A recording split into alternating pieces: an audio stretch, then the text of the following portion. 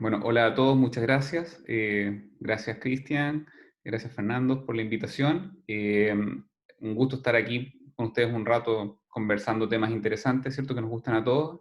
Eh, He realizado una charla bastante concisa, pero igual es un poquito amplia, pero espero que les guste. Eh, Así que ahí veamos y discutamos después todas las dudas que nos queden y los aportes que podamos hacer entre nosotros. ¿Bien? Ustedes me dicen cuándo comienza. Adelante, Matías. Bien. ¿Se ve bien, cierto? Sí, se ve bien. Perfecto.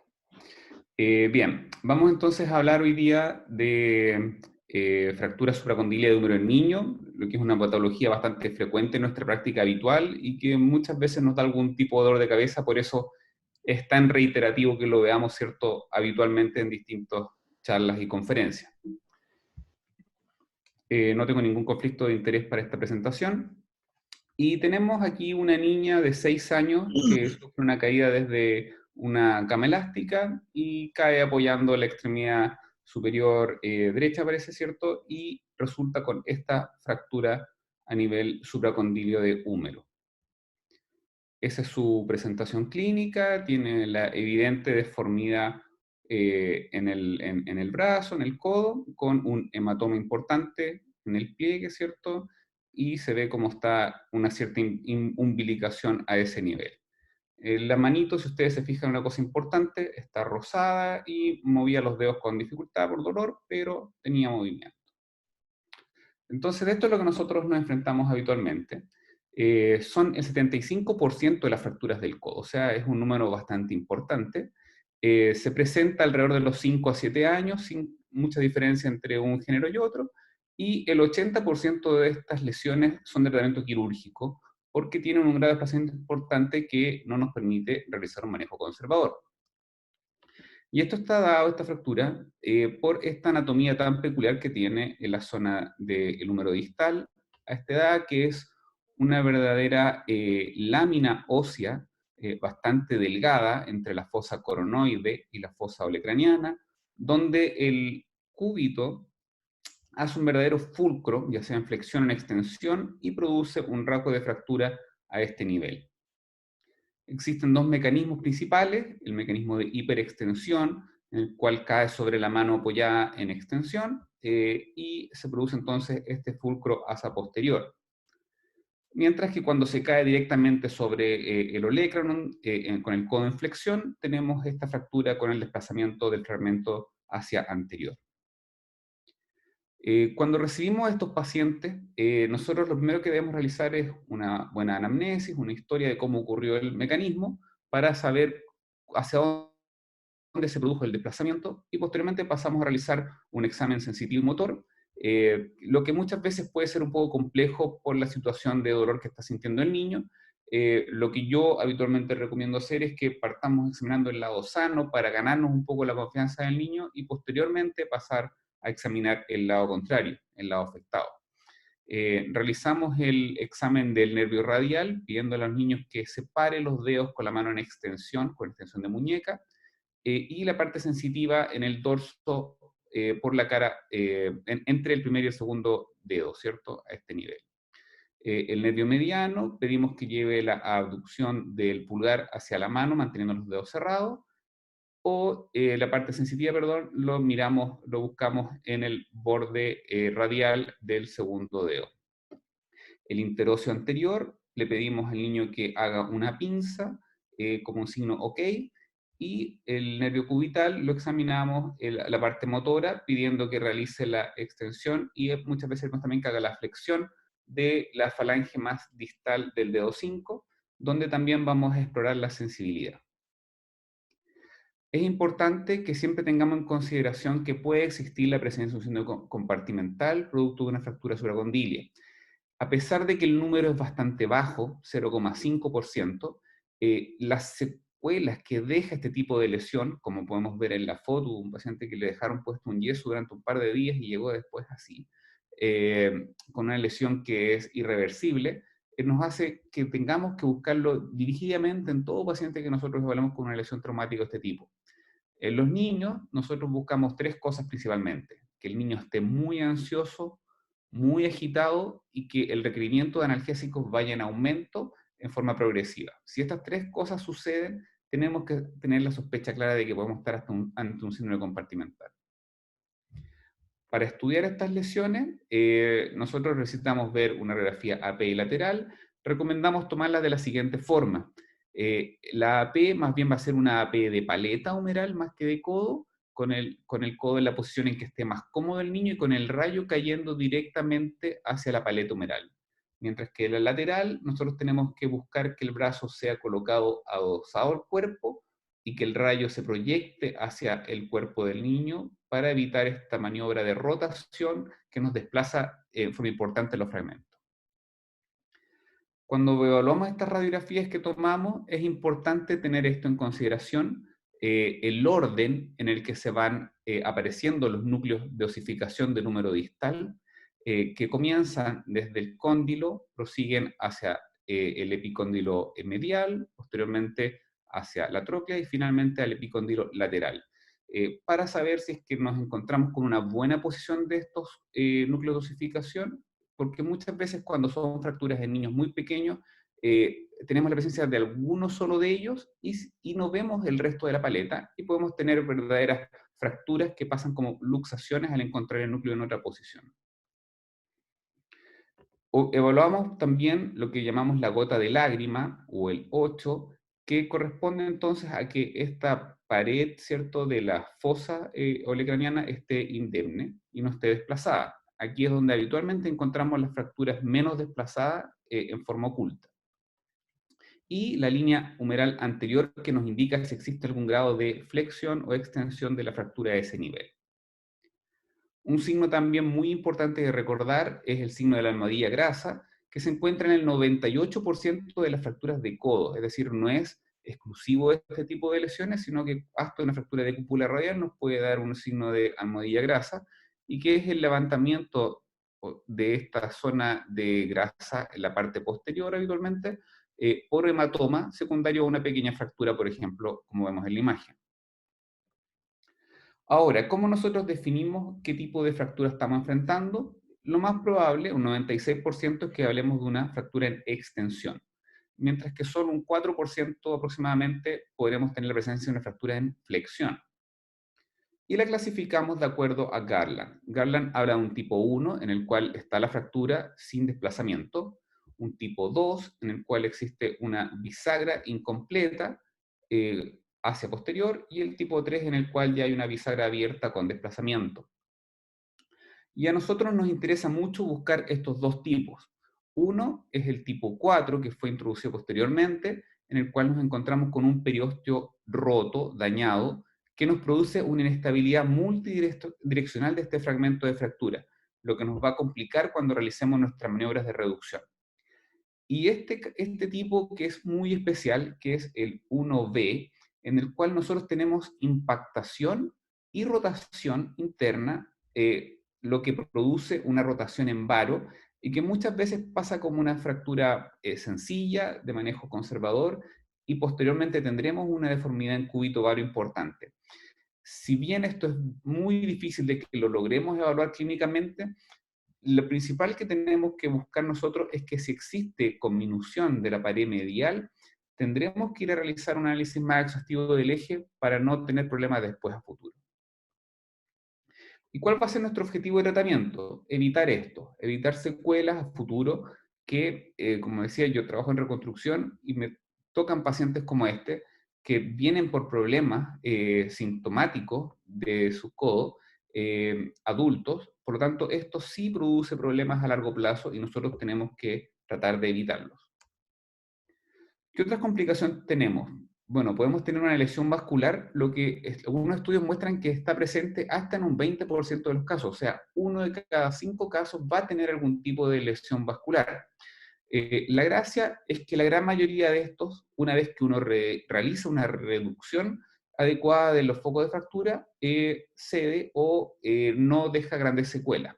Es así como si nosotros logramos tener posterior a la cirugía una extremidad distal bien perfundida, a pesar de la ausencia de un pulso radial efectivo, incluso en Doppler, nosotros mantenemos la reducción estable y vamos, con ese paciente lo mantenemos hospitalizado y lo evaluamos durante 24 a 48 horas para ver cómo se comporta y si mantiene una buena perfusión lo damos de alta. Ahora, si la extremidad, por otro lado, está mal perfundida, sin pulso, nosotros tenemos que realizar la exploración, pero una vez que hayamos realizado la reducción, porque como decíamos, la gran mayoría, el 95% de estas manos mal perfundidas sin pulso, se recuperan una vez que uno realiza la maniobra de reducción adecuada. Las lesiones neurológicas también son relativamente frecuentes, hasta un 11% de los pacientes tienen algún tipo de lesión. La más frecuente es la lesión del nervio interioso posterior, rama del nervio mediano, pero nosotros lo que hemos visto también bastante son lesiones del nervio radial parciales, en los cuales el niño, como vemos en el video, logra realizar la extensión con musculatura accesoria al realizar el puño, pero no logra la extensión cuando tiene la mano con los dedos extendidos. La gracia de este tipo de lesiones es que habitualmente el 80% o más incluso se recupera pasados 6 a 12 semanas. O sea, nosotros le decimos a los niños, ¿sabe qué? Paciencia, lo dejamos con una férula antigarra durante ese periodo hasta que vaya recuperando, buena fisioterapia, y en 6 a 12 semanas se recupera. Y por supuesto, la consolidación viciosa va a ser otro de los grandes problemas, dado principalmente porque en esta zona existe un escaso potencial de remodelación, menos del 20, el 15% del crecimiento está dado en ese segmento, y por otra parte, muchas de estas fracturas producen rotación, que aumentan además la deformidad. Entonces, en resumen, nosotros tenemos que hacer una buena anamnesis, evaluar la piel, evaluar cómo está la parte neurovascular, realizar una buena imagenología y nosotros lo dejamos con una venda de algodón bien acolchado en 20 a 40 grados de flexión, se hospitaliza y se indica manejo analgésico. Nunca utilizar vendas muy apretadas porque si no podemos provocar el tipo de lesión como vemos en la foto. ¿Qué hacemos como tratamiento nosotros? Las tipo 1, nosotros usamos un yeso braquiomano por 3 semanas, más o menos en 70 a 90 grados de flexión. Tras eso se retira el yeso y el niño comienza a hacer su vida normal. Lo habitual es que en un periodo de 6 semanas ha recuperado la movilidad completamente del codo.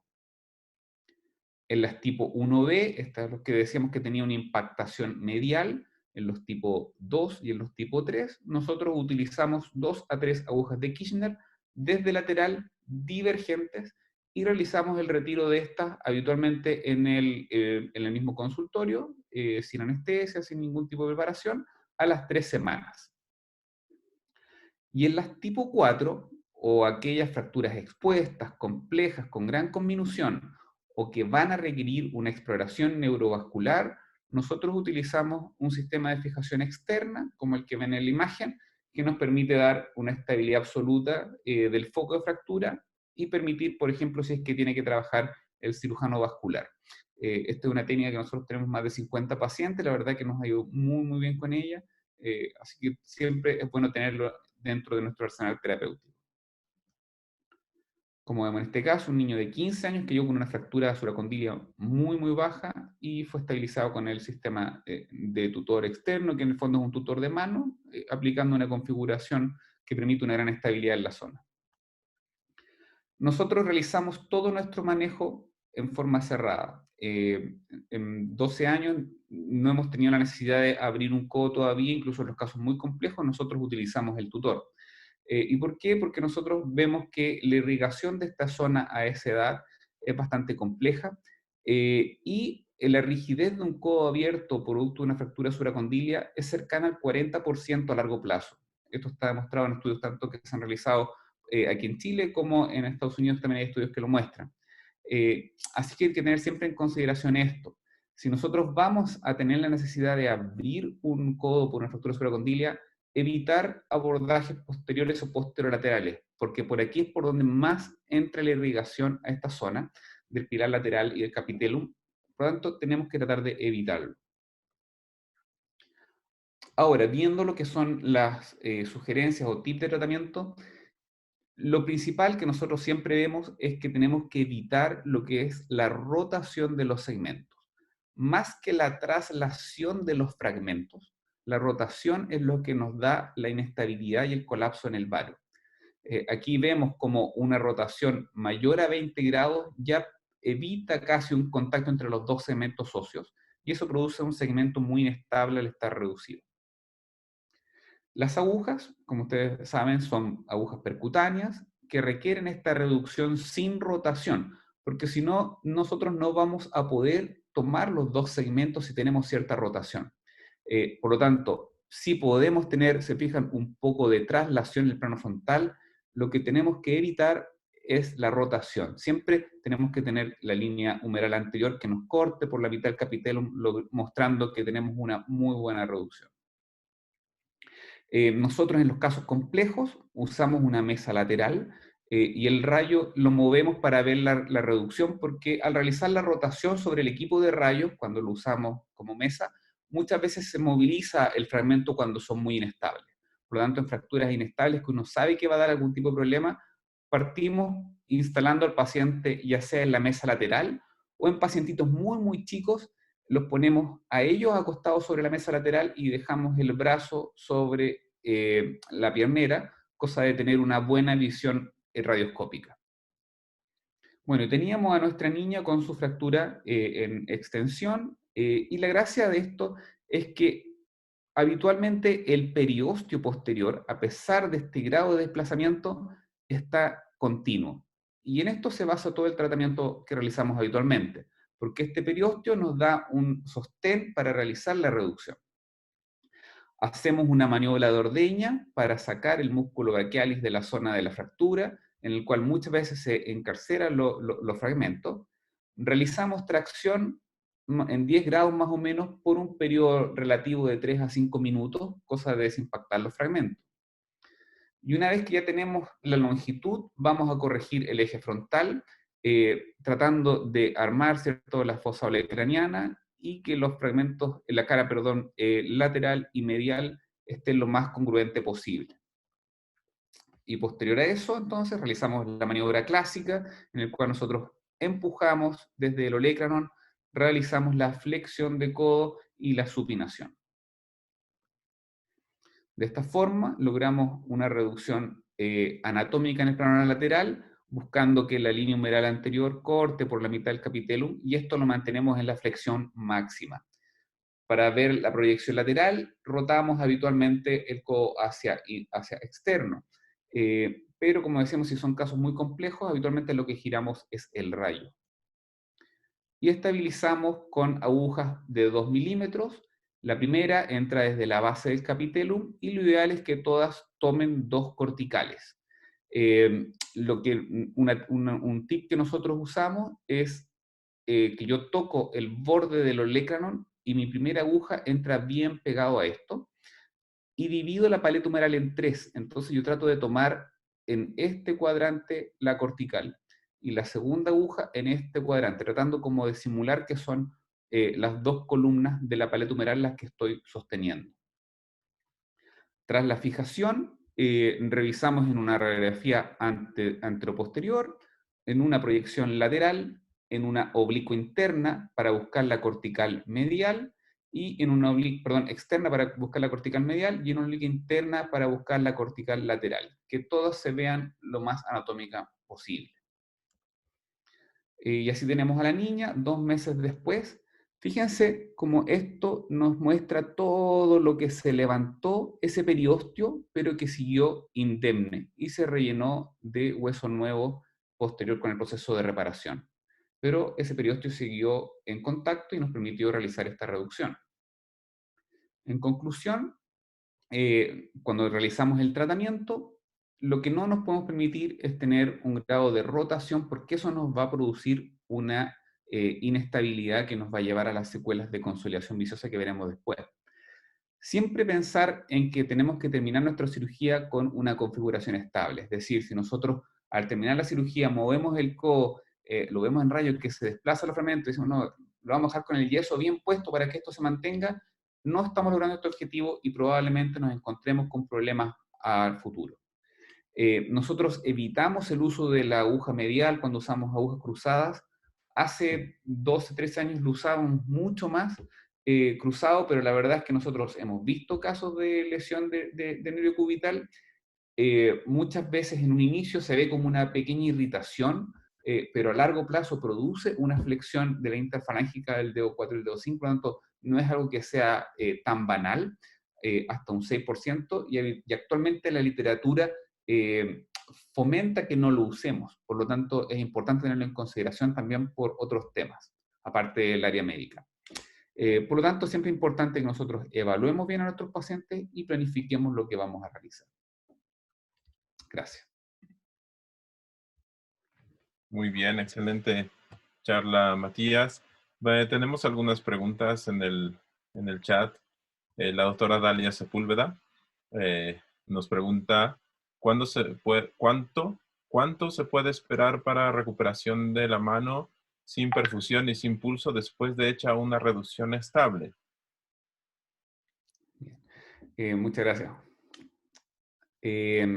A ver, lo habitual que nosotros hacemos es que una vez que hacemos la maniobra de reducción, esperamos máximo 2 minutos para ver cómo está la recuperación del llene. No esperamos el pulso, sino que el llene capilar, porque más de 2 a 3 minutos el llene capilar se debería recuperar cuando no tenemos una lesión arterial de gravedad. ¿Cómo vemos esa recuperación?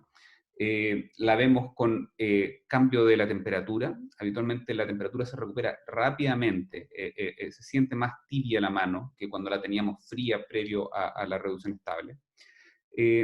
Y eso es lo que hacemos. Ahora, este tiempo no es que nosotros sacamos la reducción y empecemos a contar el tiempo que está pasando, sino que lo que ocurre es que nosotros hacemos la reducción, habitualmente la mano con las mismas maniobras de flexión y tracción se pone un poquito más pálida incluso, hacemos la fijación y posterior a que tenemos ya la fijación realizada, comenzamos a reevaluar cómo se encuentra la situación. Y en eso ha pasado un tiempo suficiente como para ya ver que hay recuperación. Si una vez que nosotros ya terminamos, estamos cortando las agujas y vemos que la mano sigue blanca, sigue fría, no nos esperamos más que en ese minuto. Ahora, si nosotros tras la reducción logramos una mano que tiene una buena perfusión y persiste sin pulso, la verdad es que lo dejamos hospitalizado y en observación, pero no esperamos que al día siguiente o los 2 días haya recuperado el pulso. Eso puede demorar una semana, puede demorar más días. Simplemente lo mantenemos en observación porque si existe un daño mayor, esto se verá durante las primeras 24 horas. Perfecto. Aquí tengo algunas otras preguntas. Nos preguntan en cuanto a la reducción, ¿cuál es algún truco, algún tip que nos puedas dar para controlar la rotación cuando hacemos la reducción de la fractura, estamos bajo anestesia? ¿Cuál sería el mejor truco? Alguna vez en la residencia nos enseñaban en pronación, supinación. ¿Qué nos podría decir en cuanto a el control de la rotación? Cuando son fragmentos que están desplazados, nosotros habitualmente, si tiene el periósteo indemne, habitualmente al hacer la maniobra de pronación, vamos a tensar ese periósteo y nos va a dar una estabilidad un poco más rotacional. Pero ocurre muchas veces, y lo vemos cada vez más, que las fracturas son por mecanismos de mayor energía. Entonces, para nosotros, una cosa que nos cambió bastante nuestro manejo es el usar la mesa de mano. Ese es un tip que la verdad es que si ustedes ven una fractura Garland 3, como la que vimos en la imagen, entran al tiro con la mesa de mano, la mesa lateral, y muevan el rayo, porque la inestabilidad se ve mucho más, se presenta cuando uno hace la rotación. Entonces, si uno está rotando para ver en el rayo de lado, ¿cierto? Esto es cuando se nos vamos en nuestro fragmento y no lo vamos a alcanzar a fijar. Así que, más que alguna maniobra de sostén, el mover el rayo y no mover el brazo es lo que más nos influye. Otra pregunta dice, ¿cuántos intentos uno debe realizar para estabilizar la fractura con los clavos Kirchner y pensar en pasar a un fijador? ¿Hay algún término promedio? Sí, nosotros tenemos la regla de los 10 minutos como básico, o sea, nosotros hacemos la tracción durante 2 a 3 minutos, hacemos la maniobra de reducción, si no se reduce, hacemos 2 intentos máximos de reducción, pero nunca nos pasamos de los 10 minutos. Si a los 10 minutos nosotros vemos que las maniobras de reducción no nos dejan una fractura reducida, no logramos reducir la fractura, ya pensamos en el tutor externo. No llegamos al punto de poner las agujas siquiera. Y la verdad es que para nosotros fue bastante simpático cómo fuimos ganando esto, porque a nosotros acá en Valdivia somos de un área que queda en el sur de Chile, y muchos de nuestros pacientes vienen de áreas lejanas, no llegan inmediatamente cuando han tenido la fractura, llegan al día siguiente o a los 2 días, cuando ya muchas de las cosas están más consolidadas incluso muchas veces, y por eso empezamos a usar los tutores, porque muchas era muy difícil la reducción. Y con el tiempo pasó que actualmente cuando ven que llevamos más de 5 o 6 minutos tratando de hacer la reducción, el mismo anestesista nos dice, oye, ya, pues, ¿y por qué no le pone el tutor y terminamos esto luego? O sea, es más sencillo de usar que tratar de estar con las agujas sujetando y pasando algo que está totalmente inmóvil. Por lo tanto, es una excelente técnica y lo ven otros profesionales, no solo nosotros. Esa es la gracia. Muy bien, nos preguntan la doctora Dalia, ¿agujas dentro o fuera de la piel? Fuera de la piel. Como Fuera. las sacamos a las 3 semanas en la consulta, no las pensamos dejar adentro. Eso, ¿cuánto tiempo dejan los clavillos? 3 semanas. Tres 3 semanas. semanas, sí, es de rutina 3 semanas, a las 3 semanas lo sacamos y que empiecen a mover. Y si quieren usar el cabestrillo una semana más, lo pueden usar. Ok. Dice aquí, doctor Illanes, Rodrigo Illanes, dice, ¿cuándo usa el tutor externo? ¿Agrega algún tipo de inmovilización en la articulación? O sea, poner una férula y el tutor Eh, externo o queda libre. El tutor queda libre. Nosotros, como usted vio en la configuración, es un pin en la parte más distal, un pin metafisiario proximal y una aguja antirrotatoria. Con eso queda libre, queda con un cabestrillo a tolerancia, pero la verdad es que es bastante cómodo para el niño, se siente muy libre con eso.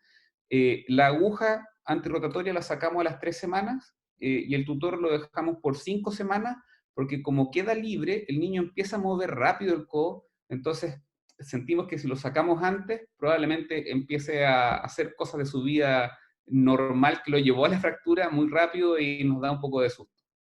Ujú. Perfecto. El doctor Juan Gómez dice, felicita por la exposición y pregunta, ¿desde qué edad se puede iniciar tutor externo en un niño considerando que es un Garland 3? El chiquitito de menos edad que nosotros tenemos con un tutor tiene 5 años, por lo tanto bastante precoz. En niños menores de más o menos en tamaño, en vez de el pin del tutor, usamos una aguja de las agujas roscadas que traen los mismos sets de la caja que usamos nosotros, que es la de mano de trauma habitual que tienen todos los hospitales que manejan trauma, que son agujas 2.5 roscadas. Y en los niños mayores usamos los pines propios del tutor externo. Ok, aquí el doctor Becerra nos pregunta, ¿cuáles son sus reparos anatómicos para colocar las agujas percutáneas en el codo en flexión? En el codo en flexión, en la fractura en flexión, yo No, creo que debe cuando ser la con pregunta, el ¿cierto? codo, con la reducción en flexión, Ok. Bueno, cuando ¿cómo? ya teníamos la reducción, es Con la lo que reducción.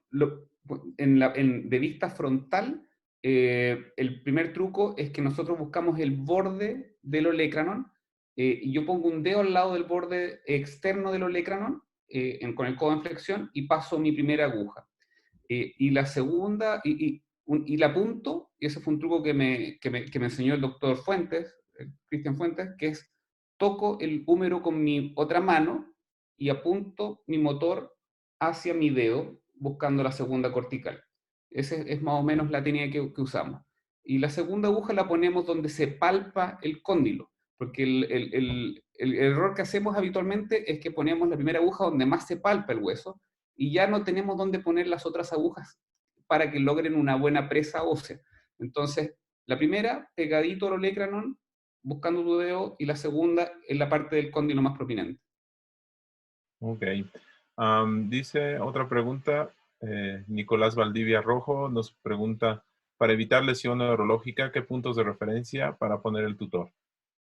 Perfecto, gracias, Nicolás. Muy buena pregunta. Nosotros sabemos que con el codo en flexión, ¿se ve, cierto? Sí, nuestro borde del antebrazo nos da la zona de seguridad. Es decir, desde el antebrazo seguimos una línea y esa es nuestra zona de seguridad. De ahí hacia abajo es donde trabajamos. perfecto. Muy gráfico, muy bien. No sé cómo vamos de tiempo. Son las 32. media hora. Sí, creo que hay Estamos bastantes perfectos. preguntas, Matías.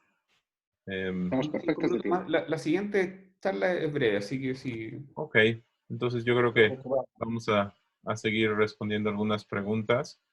Nos pregunta el doctor Marcelo Gumiel, acá de La Paz, dice, ¿cómo sabemos que el periósteo está íntegro en una Garland 3?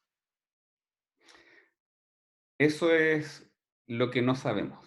Sí, Por eso en la gran mayoría de las Garland 3 no lo vamos a saber hasta cuando ya estemos con el niño y realicemos la mayor reducción. Porque si se reduce sencillo, incluso como ustedes vieron en la presentación, ese caso que está muy desplazado, se redujo no con gran dificultad porque el periodo está indemne. Por eso en las que tienen ese tipo de desplazamiento, yo parto pensando en que puede que use otro tipo de fijación y tengo mi tutor disponible, no lo abro hasta que lo necesite. ok, aquí otra pregunta. Doctor Mauricio Carrasco felicita la presentación y dice, ¿tres o dos pines? ¿De qué dependería? ¿Usar tres pines o dos? ¿Tamaño del paciente? ¿Número de diámetro de clavo? Como decíamos, usamos agujas 2.0 habitualmente y en las Garland 2 usamos de regla dos pines y en la Garland 3 si está desplazado, o sea, en la Garland 3 no desplazadas, o sea, desplazadas pero que están en contacto los fragmentos óseos, habitualmente con dos agujas es suficiente. Pero en las, ya con un grado de desplazamiento usamos tres agujas. Una colega nos dice acá, Macarena, que trabaja con nosotros, nos dice Garland 2, dos agujas, Garland 3, tres agujas. Y vas a la sencilla. Ok, perfecto. Tenemos otra pregunta. ¿Alguna cabida para clavos endomedulares en este tipo de fracturas? Sí, en las fracturas suracondilias altas, en las cuales tenemos un fragmento metafisiario incluso a distal, nosotros hemos usado clavos endomedulares elásticos en forma anterógrada, desde proximal a distal, y se realiza con un verdadero abanico, separando y entrando con una de las puntas de cada aguja a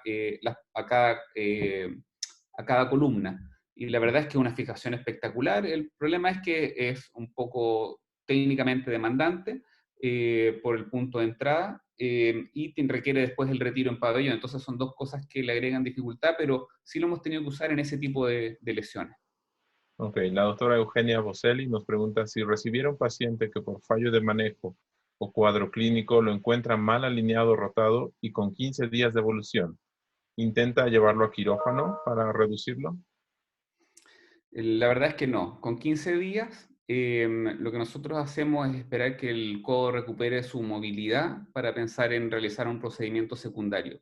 Nuestro corte habitualmente es la semana. Nosotros le damos máximo 7 días para una fractura realizar su reducción en forma aguda. Además que es bastante... complejo trabajar con un callo que vas a tener que abrir y que al final vas a dejar una rigidez de codo mayor, siendo que la corrección la puedes hacer en un futuro cercano, dejando muchas menores molestias. Ujú. El doctor Jorge Torres nos pregunta, dice, ¿y por qué no el fijador externo como primera opción en todos los casos? La verdad, las agujas son más sencillas de retirar. Yo creo que esa es la única explicación, a pesar de que el tutor externo también lo sacamos nosotros en pabellón. En muchos niños el hecho de tener un yeso cubriendo esas agujas le da una sensación como de seguridad también a los padres, que es un poquito más el hecho de por qué lo usamos. Eh, Nos cuesta todavía cambiar un poquito nuestra práctica habitual, pero conmigo nosotros, si es necesario, lo hacemos y bueno, por eso tenemos como 50 casos, más de 50 casos con la técnica. Correcto. El doctor Francisco Alberto nos dice, ¿qué nos recomienda cuando hay fractura supracondilia y de radio distal del mismo lado, ipsilateral? Correcto. Eso no es raro de ver. Más o menos un 15% de los casos puede tener una fractura de radio del mismo lado y muchas veces pasa desapercibida. La recomendación, por lo menos de lo que nosotros hacemos, es realizar primero la reducción del codo y después la reducción del radio. Idealmente, si estamos en pabellón y la fractura de radio era desplazada y va a requerir alguna maniobra mayor de reducción, usamos una aguja percutánea para estabilizar también y dejamos la misma valva larga para evitar tener que usar algún yeso cerrado. Perfecto. Una pregunta en cuanto a los clavos. ¿Siempre cruzados en su técnica o cuándo los podría, o sea, paralelos más bien y cuándo cruzados? Si hay alguna diferencia y el diámetro de los clavos Kirchner. Correcto.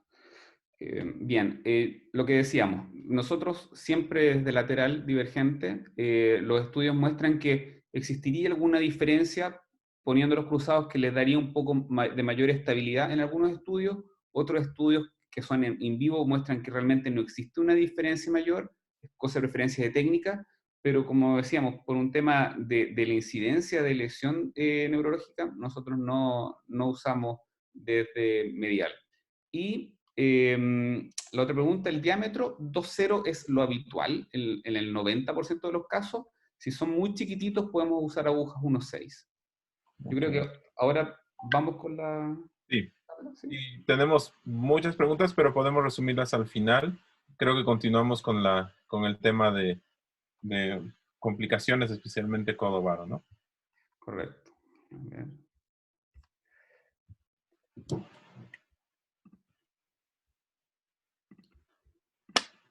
Bien. Muchas gracias por todas las preguntas. Se nota que es un tema que a todos nos interesa, ¿cierto? Y vamos a hablar un poquito de la principal secuela que tenemos muchas veces, que es la consolidación viciosa en varo de esta fractura supracondilia. Sin conflictos nuevamente para esta charla.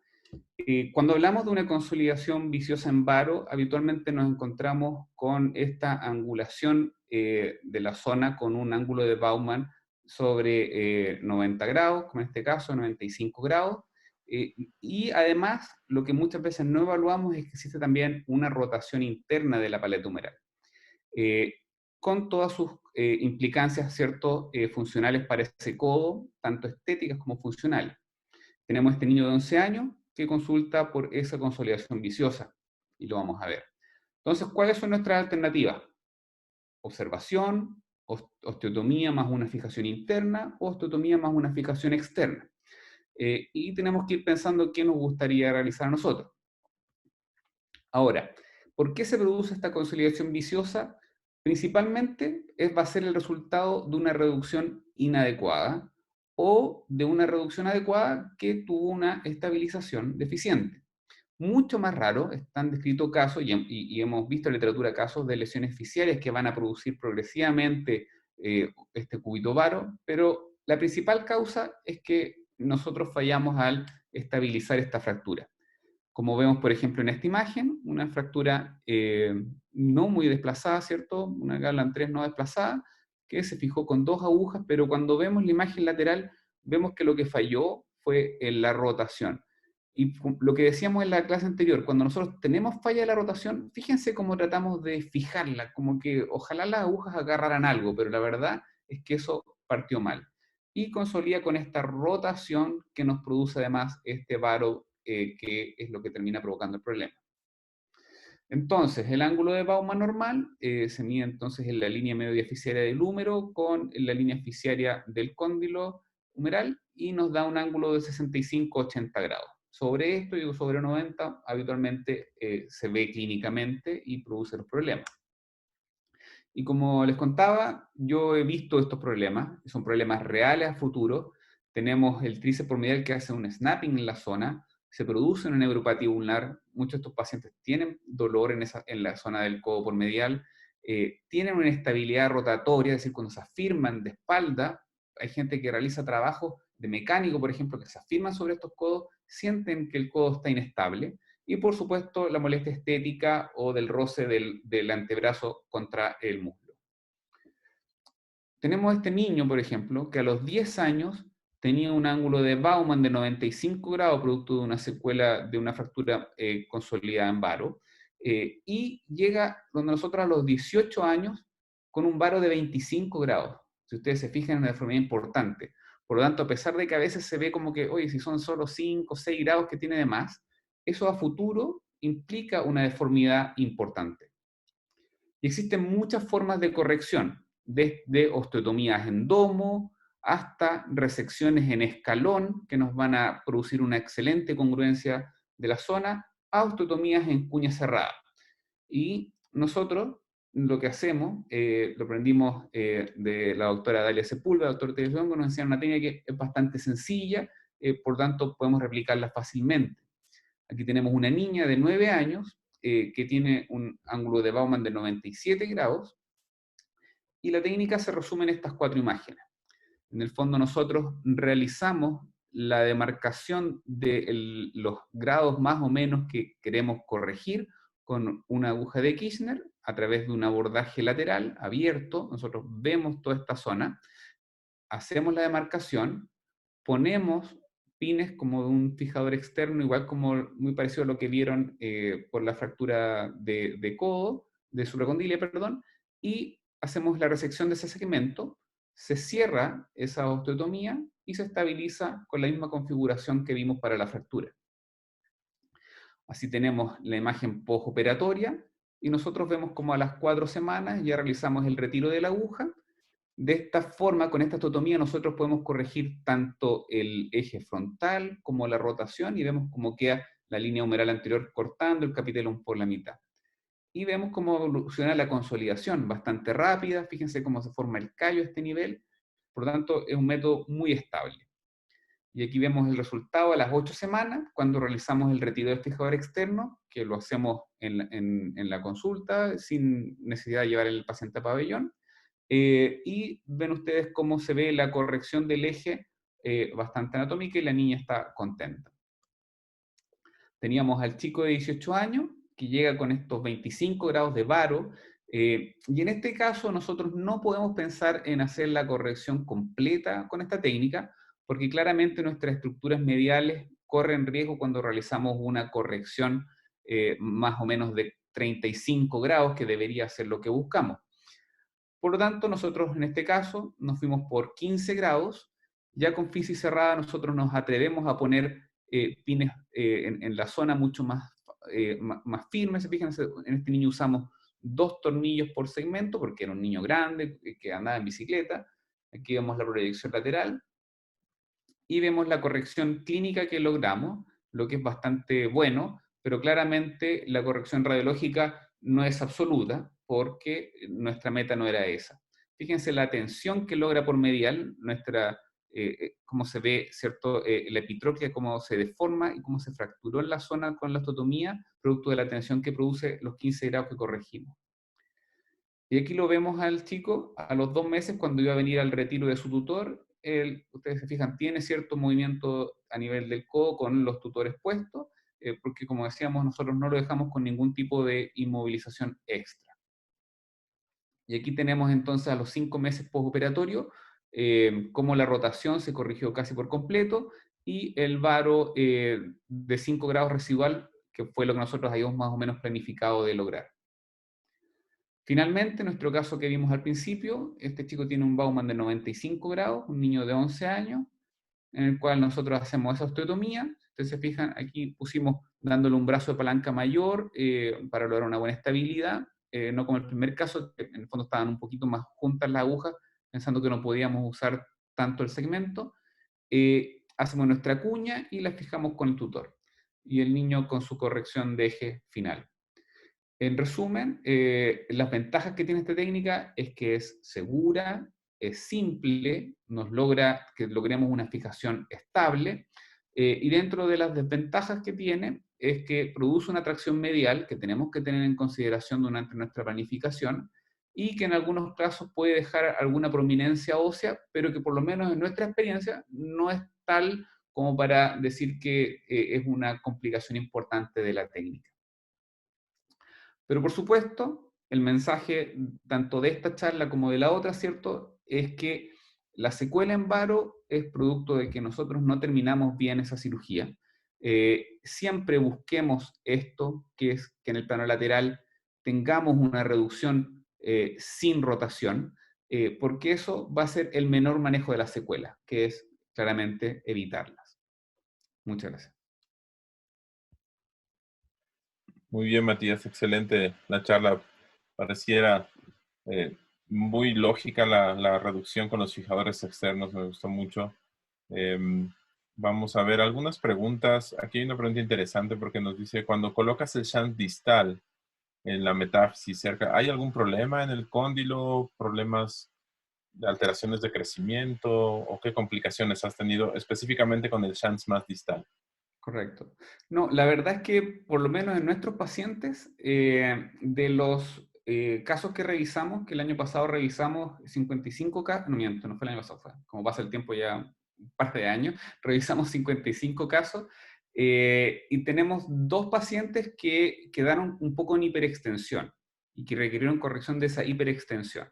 El resto, ninguno presenta, no hay ningún cúbito varo ni ninguna alteración de crecimiento de la fisis a ese nivel, incluso cuando traspasamos la fisis, porque la gracia es que pasamos una sola vez viendo por dónde entramos, no estamos como con las agujas cuando estamos complicados con una fractura compleja, ¿cierto? Y pasamos 3, 4, 5 veces, ese es mucho mayor daño que pasar dirigidamente por donde tú quieres entrar una vez.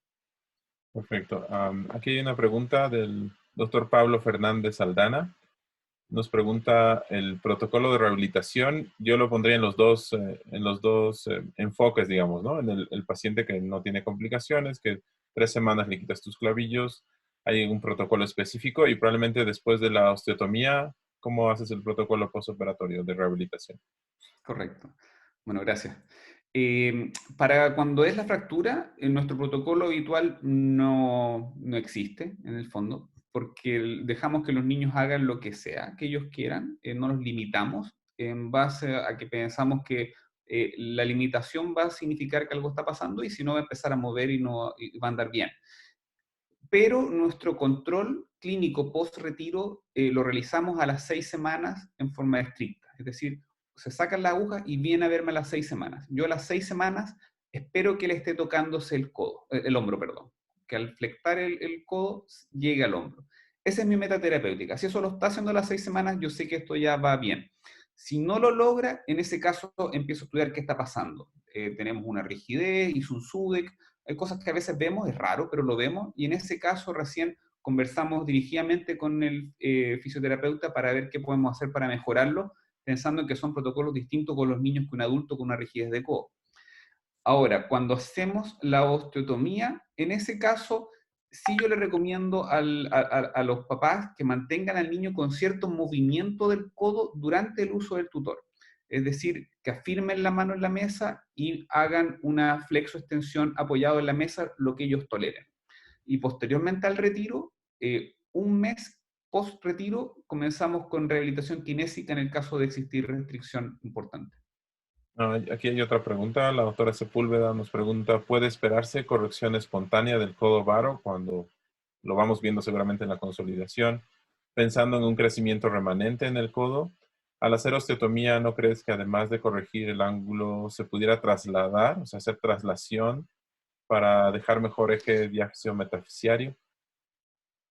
Ya, en cuanto a la primera pregunta, la verdad es que nosotros no consideramos que quede una remodelación importante en esa zona, por lo tanto, por lo menos en nuestra experiencia, no vemos que tengamos una recuperación espontánea con la remodelación de ese cúbito bar, por lo tanto, no podemos esperar.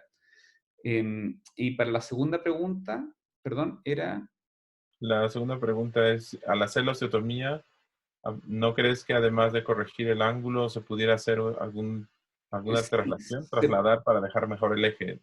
se puede hacer, pero lo que nosotros tratamos de evitar es de pasar la cortical medial en forma importante, cosa de tener un fulcro estable por medial.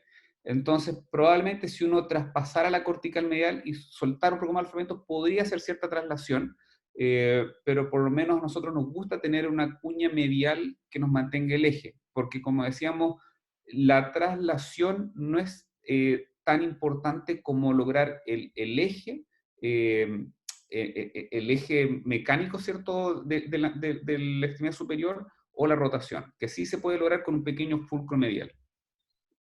Perfecto. Aquí dice el doctor Mauricio Carrasco, ¿En qué caso en el cúbito bar usted prefiere osteotomía más fijación interna? Me imagino, probablemente fijación interna, me imagino con Correcto. osteosíntesis.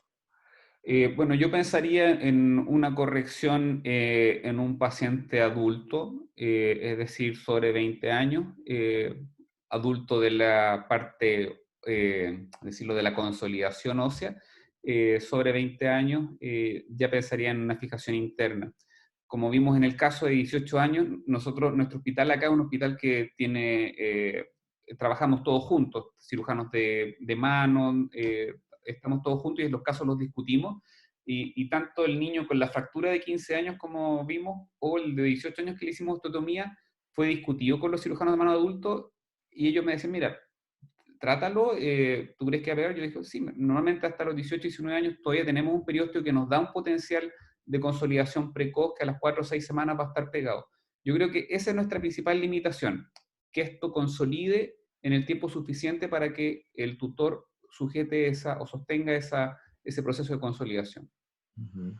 Tenemos aquí una pregunta. El doctor Pablo Tejerina nos felicita por la charla. Sugerencias para evitar lesiones de nervio cubital en las osteotomías correctoras bajas. Entonces, si de pronto hacemos más baja la osteotomía, ¿cómo evitar las lesiones de nervio cubital? ¿Cuál sería el consejo? El consejo en ese caso es, y que lo estamos haciendo ahora último, con último caso, es no hacer la osteotomía recta a la superficie del húmero, a la superficie articular distal, sino más bien hacer osteotomías en diagonal hacia la superficie articular, la cuña.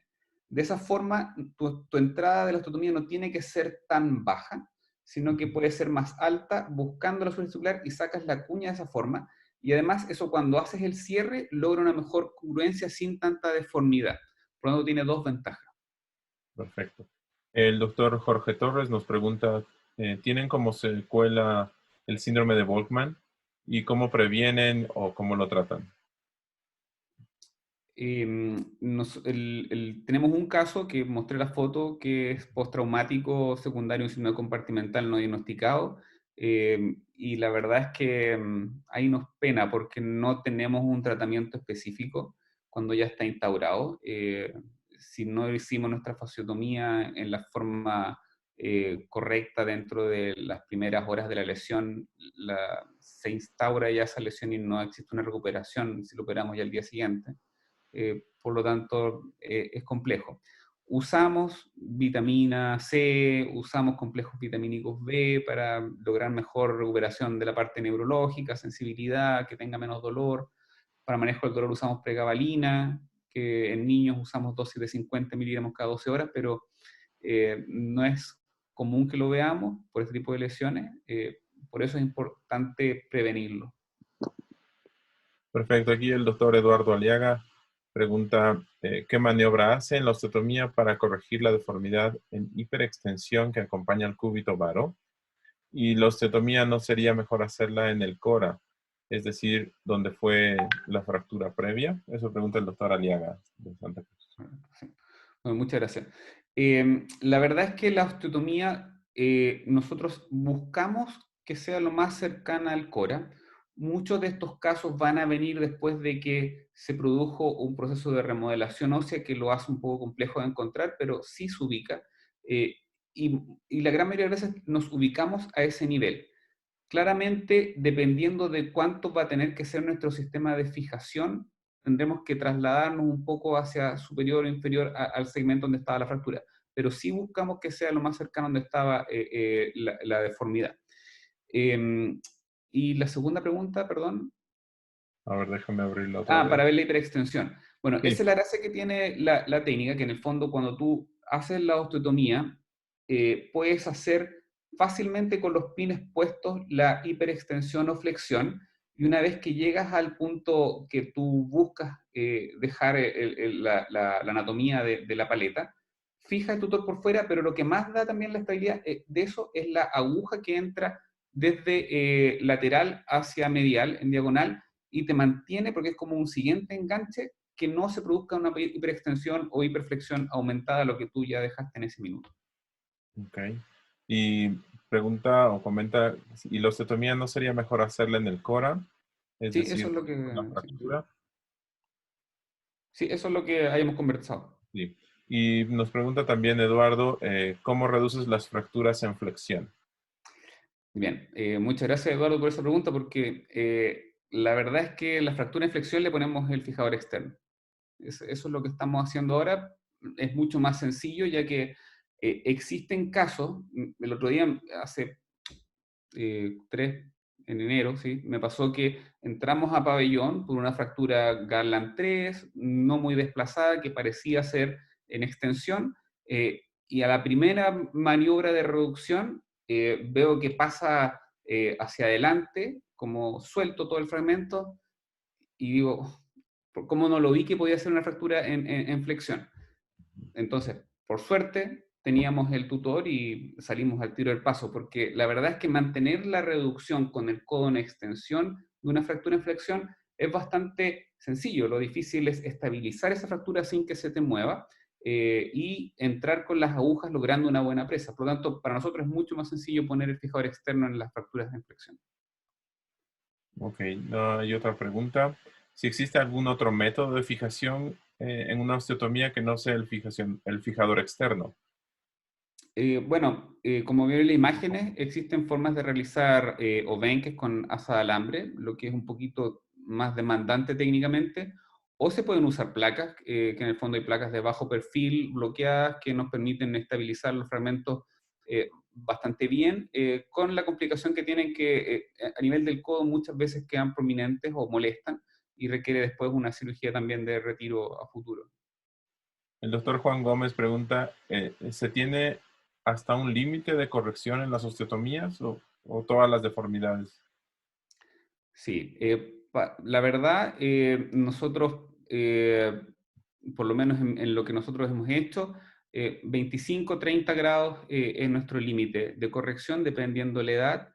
En el caso de que sea más la corrección, deberíamos realizar una resección de un pequeño fragmento para evitar la tracción medial. Tuve un caso, por ejemplo, les cuento que era una chiquitita de 8 años que le corregí 30 grados y la verdad es que durante la cirugía, cuando son tan chiquititas yo opero sin isquemia, por lo tanto veo cómo está la vascularidad a distal todo el rato, hizo un espasmo, se puso la manito blanca, nos hizo pasar un susto un buen rato, por lo tanto siempre hay que ser cauteloso en cuanto es la meta terapéutica que tú tienes. Mi recomendación 25-30 grados es un buen número y con eso corriges habitualmente la deformidad. En ese caso que te pasó que la manito se puso blanca, ¿qué hiciste? ¿Volviste al punto inicial? No, ¿Esperaste un rato? la volví a su posición previa durante un minuto, recupera, y después fui lentamente de a poco hasta llegar a donde quería dejarla. La dejé como era el plan y la fijé. Pero en el fondo tratar de ser cuidadoso de no hacer maniobras bruscas de corrección cuando tenemos ese tipo de situaciones. Aquí nos preguntan, ¿qué consejos para pacientes con lesiones neurológicas? En el tema, me imagino, ¿has tenido opciones de hacer transferencias o básicamente esperar que recuperen? ¿Cómo te ha ido con las lesiones neurológicas cuando las tienes?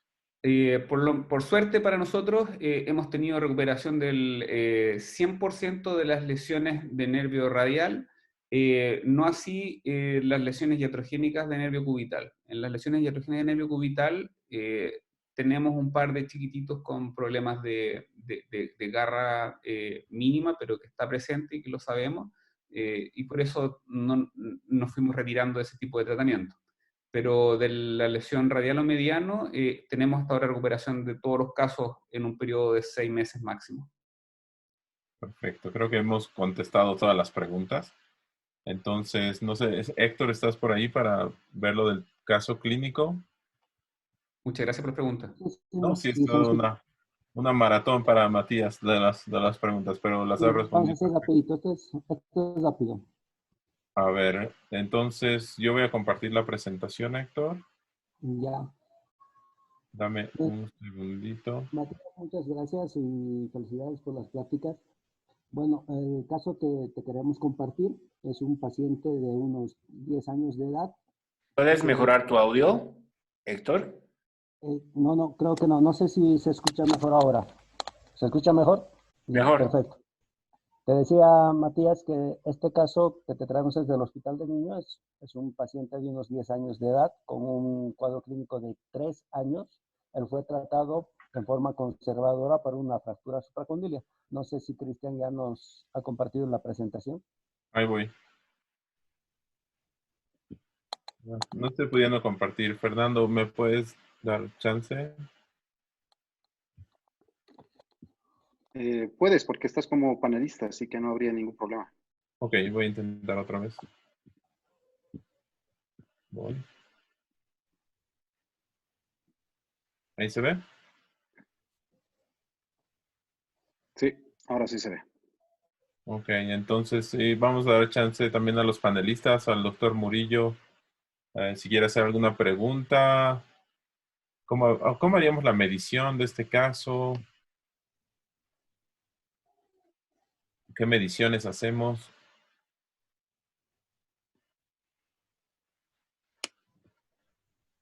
¿Está por ahí el doctor Murillo? No, creo que no está. No está. Bueno, Ok. si vemos la radiografía anterior un poquito. 90 grados, Ajá. ¿ya? Y si tú te ves, bueno, es un cúbito varo clavado que tiene limitación especialmente a la pronación más que a la supinación. Cuando estamos frente a este tipo de diagnóstico, pues tenemos varias posibilidades, como tú mismo lo has mencionado. Observarlo, bueno, ya tiene 3 años de evolución, yo creo que observarlo más ya no es posible. Sin embargo, ahí va una pregunta mía. Eh, ¿Hasta qué tiempo observas y en qué edades? Porque este niño ya tiene 10 años, o sea, con un cuadro clínico de 3 años, 7 años no alcanzó a remodelar. O ya no los observas directamente aquí, quirófano, Matías. Exacto.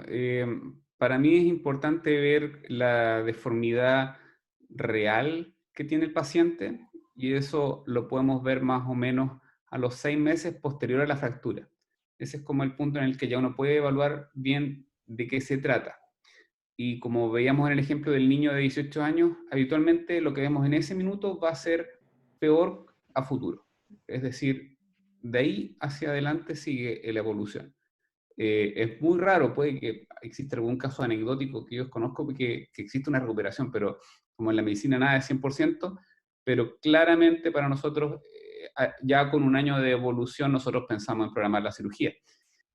Sobre todo, como vemos en este caso, que tiene un importante componente rotacional también, ¿cierto? Que le produce una inestabilidad medial y que se logra ver como fragmentos óseos por medial, como verdaderos osteofitos por sobrecarga. Así es. Cuando tú haces en agudo la reducción de la fractura supracondilia, ¿buscas que sea una reducción anatómica o qué grados de desplazamiento nos podríamos dar la libertad, tal vez? Correcto.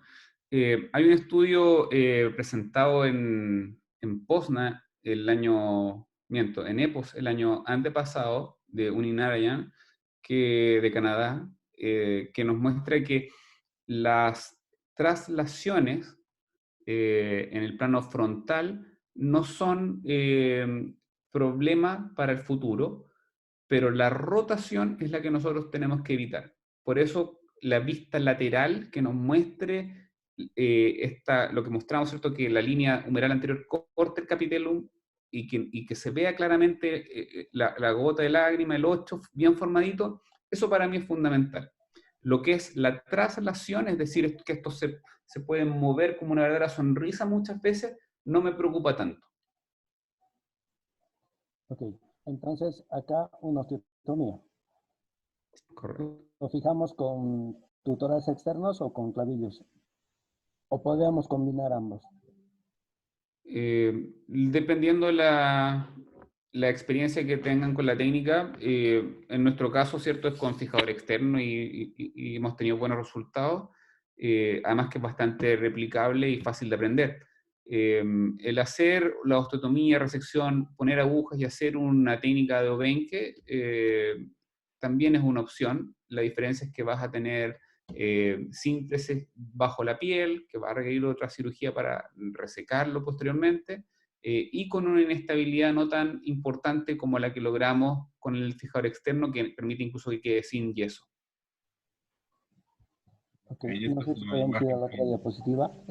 Este fue el resultado.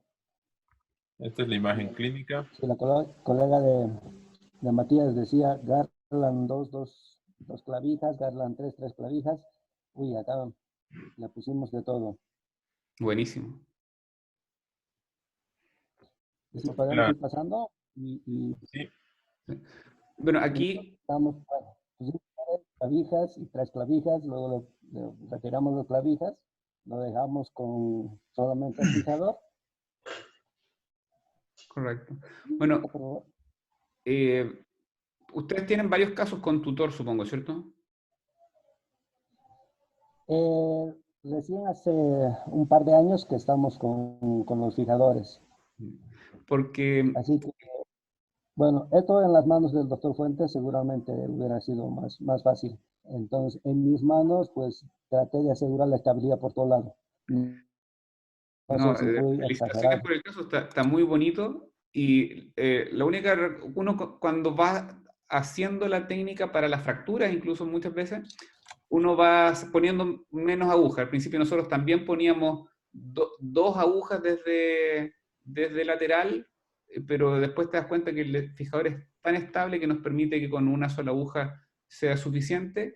La única reparo es que el pin proximal yo lo habría puesto un poquito más cercano al foco de la osteotomía. Okay. Muchas gracias, Matías. Pero La doctora Eugenia felicitaciones, Boselli chicos. quiere opinar. Hola, buenas noches. Buenas noches, Buenas ¿cómo noches, doctora. están? Buenas noches. Muy buena la charla, muchas gracias por permitirnos participar. La verdad que yo soy de Asunción, Paraguay. Nosotros tenemos bastante dificultad para poder conseguir, por una cuestión de costos, utilizar los tutores. Nosotros, la técnica que más utilizamos es la colocación de hacer la osteotomía y la colocación de los tornillos y cerclar. Lo que quería preguntar es si es que vi que este niño, en este caso en particular, es un varoncito, entonces tiene todavía más remanente de crecimiento y puede tener la opción o tener la alternativa de tener un cierto resto o margen de crecimiento todavía, ese codo, y si advierten esa posibilidad los padres, ante la eventualidad de que ese codo pudiera seguir creciendo y que pueda recidivar el varo y la posibilidad de alguna otra corrección más adelante, años más adelante, digamos. ¿Existe esa posibilidad de advertirle a los padres de llegar a necesitar una segunda cirugía? La verdad, Eugenia, ¿cierto? Perdón. Sí. ¿Cómo está Eugenia? La verdad, siempre uno parte como informando a todos los padres, ¿cierto?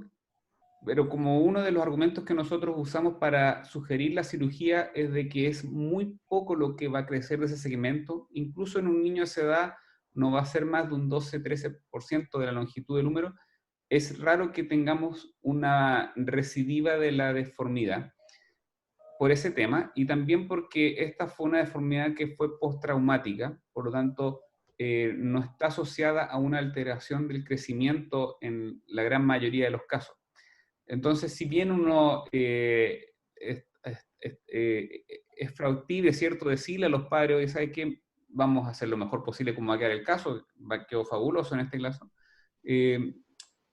La verdad es que es muy raro que ocurra que tengamos una recidiva de la deformidad. Yo no lo he visto, por lo menos, en ningún caso. En Ya, realidad, ok. el varo viene más por una mala reducción, ¿no? Generalmente la dotación, no tanto por lesiones a nivel de crecimiento. Sin embargo, Matías, cuando existe arresto oficiario, o por ejemplo hay una necrosis de la tróclea, por ejemplo, sí puede ir a cúbito varo. En ese caso, alguna vez has hecho epifiodesis del otro lado, para, obviamente no corregir, pero para evitar la deformidad. No. No, la verdad es que no he tenido por suerte que realizarlo, no le quiero mentir. Ahora, la gran diferencia de cuando es un arresto oficial y que yo he visto dos casos no míos, me han presentado, es que es una deformidad que no está presente durante el primer año más o menos de control. ¿Ok? O sea, uno opera al paciente, queda derecho, un Bauman normal, y a los 9 meses control raro se empezó a ver, o llegó 2 años después de haber tenido una radiografía completamente normal con una deformidad. Por lo tanto, habitualmente se presenta en forma más tardía, por estos dos casos por lo menos que yo he logrado ver, y eh, cuando ya no va a ser suficiente que hagas una fisiodesis porque ya el cartílago de crecimiento no va, o sea, el crecimiento remanente no va a hacer nada. Y solamente, no es que hubo un crecimiento desigual, sino que no hubo un crecimiento de una zona.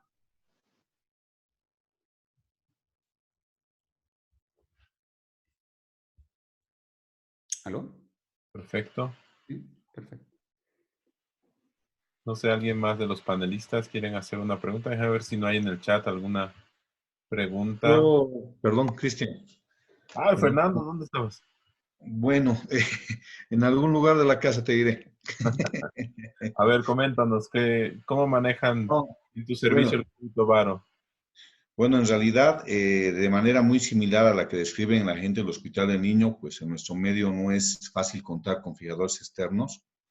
Sí, hemos podido practicar la técnica gracias al doctor Teddy Longo y la doctora Sepúlveda, que nos han enseñado las bondades de este tipo de técnica, pero la gran mayoría de los casos pues los hemos manejado con clavos de Kirchner, ¿no? Muchas veces eh, los hemos utilizado por lateral o inclusive arriesgándonos un poco de forma cruzada. Sin embargo, mi pregunta era un poquito para Matías en el sentido de que en el pasado, en el caso que presentó Héctor, la posibilidad de utilizar dos clavos dos avos de Chance, tanto a nivel proximal y distal, para darle más estabilidad en lugar de solamente utilizar clavos. Sí, yo normalmente cuando hablamos de un paciente mayor de 12 años, para hacer la corrección preferimos usar dos tomas, por el tamaño de la paleta también lo permite, pero previo a eso la verdad es que con uno es más que suficiente para la fijación que tiene. Yo sé que para muchos centros puede ser un costo muchísimo mayor que una aguja de Kirchner propiamente tal, ¿cierto? Pero sin embargo, la mayoría de nosotros trabaja en centros de trauma, que recibe trauma, y este es un fijador que no es un fijador especial, sino que es un fijador de trauma, de los comunes y corrientes que habitualmente tienen los servicios de trauma. No requiere ninguna configuración ni piezas especiales, aparte de lo que está ahí. Y además, nosotros durante varios años, al retirarlo, eso se volvía a usar en un siguiente paciente, lo que son la barra y perdón, las tuercas, Rótulas. las rótulas. Gracias. Entonces, eso también es una cosa que uno tiene que tener en consideración, que muchos servicios tienen, sobre todo si está cercano a un servicio adulto, ellos tienen esos fijadores, es cosa de que los pidamos porque habitualmente no los pedimos porque están ahí y no los usamos solamente. Y eso tiene un costo que al final son 2 chances y una aguja, que no es un costo elevado, pensando que es una cirugía que idealmente no deberíamos tener muchos casos en el año si hacemos nuestro manejo de la fractura, que es mucho más barato en forma correcta. Excelente.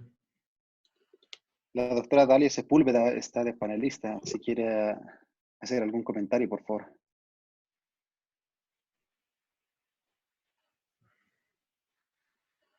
No, el artista ya lo ha dicho todo. Solo Gracias. saludarles, queridos amigos. Muy bonita presentación y muy buenas las preguntas. Que estén muy bien y que todos sobrevivamos a este COVID-19. Cariño, saludos. Saludos, querida doctora. Un gusto escucharla. Espero que pronto nos podamos ver. No sé si hay alguna otra pregunta o consideración. Creo que no. Bueno, yo quiero agradecer a Matías la presentación. Ha sido un excelente webinar. Hemos llegado hasta 170 asistentes en algún momento. Así que ha estado muy, muy, muy interesante.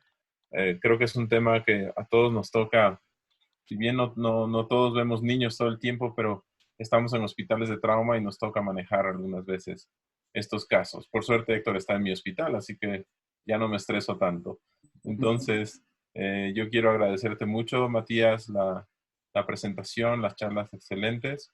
Quiero darte la palabra y luego que cierre el webinar nuestro presidente Fernando Clax. Bueno, Antes de la despedida de Matías, por favor, comprometerte para el día jueves a las 8 de la noche también. Vamos a estar hablando de fijación externa en niños, así que sería importante tu participación como panelista. Estaremos. Muchas gracias, Fernando. Bien, bueno, espero haber resumido lo que necesitamos saber en forma básica del tema. Con gusto, las dudas que queden pueden consultarlas a mi correo, ningún problema. Para más información de estas técnicas, tanto del trauma como la fijación con el tutor externo, pueden acceder a la AO Foundation, a la página, en el que en el Surgical Reference está descrito paso a paso cómo se hace el fijador externo, las agujas, así que está muy, muy simple de practicar, así que se los recomiendo que lo revisen. Eso es una cosa. Lo segundo, bueno, de nuevo agradecer la invitación, totalmente disponible para lo que necesiten, para que sigamos comunicados en esta época que es tan compleja, que nos ha hecho ver la vida de otra forma y que esperamos que salgamos todos mucho más fuertes de este encierro social y mental, y ojalá que nos permita salir con la mente más libre de todo esto, ¿cierto? Así que muchas gracias, Cristian, Fernando, por la invitación. Gracias, Héctor, por el caso. Felicitaciones. Muchas gracias, Matías. Un saludo fraterno a la distancia. Ha sido un gusto conocerte. Tu charla ha sido magnífica. Creo que todos hemos salido satisfechos. Desde las cosas buenas que nos trajo esta pandemia fue esto, estar más cerca y aprender mucho más de lo que hacemos. Muchas gracias a los panelistas y a los participantes y síganos acompañando. Un gran abrazo. Cuídense mucho. Que estén bien. Chao, chao.